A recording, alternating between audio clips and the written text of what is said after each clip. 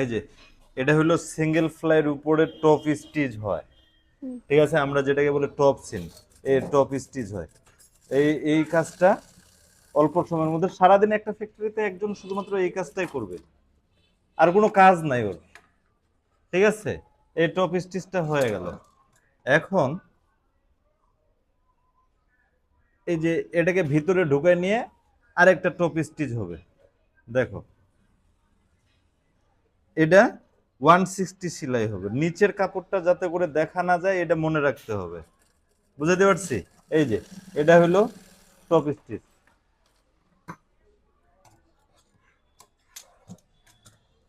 এখন এখানে হবে জিপার জয়েন, এই যে জিপারটা জয়েন হবে, এই সিঙ্গেল ফ্লাইটের সাথে যখন জিপারটা জয়েন হবে,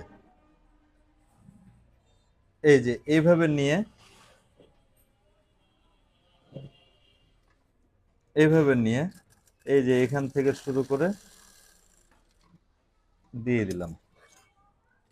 আরেকটা সেলাই হবে, যদি ডবল সেলাই দেওয়ার লাগে, জিপার জয়েন্টের বেলায় ডবল সেলাই দেওয়া দিতেই হবে, ঠিক আছে।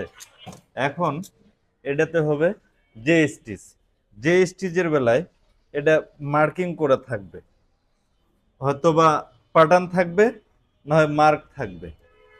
এই যে যে যে স্টিচের বেলায় এইভাবে দিয়ে, এই যে এখান থেকে শুরু করে, এখান থেকে শুরু করে এই যে মার্ক করা থাকবে, হ্যাঁ আমি মার্ক ছাড়াই দেখাচ্ছি।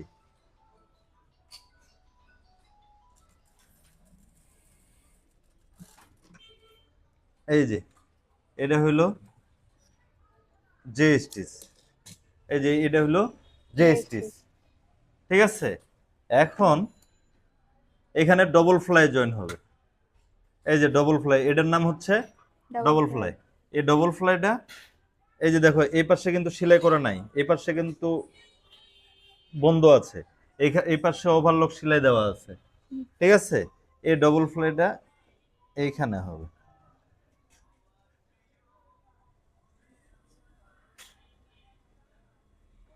এই যে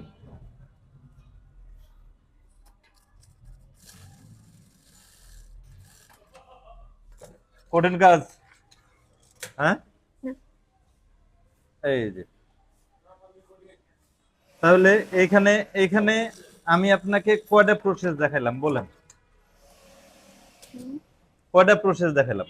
একটা দেখালাম সর্বপ্রথম single fly join, single fly join হওয়ার পরে তারপরে আসলো সিঙ্গেল ফ্লাই টপ স্টিচ, তারপরে চলে আসলো জিপার জয়েন, জিপার জয়েনটা দেওয়ার পরে দিলাম আমি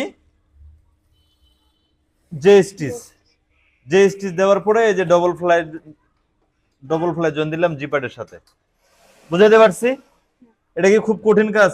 এগুলার কাজ যদি মনে হারায় ফেলা তাহলে কেমনে কি হবে, জীবন বড়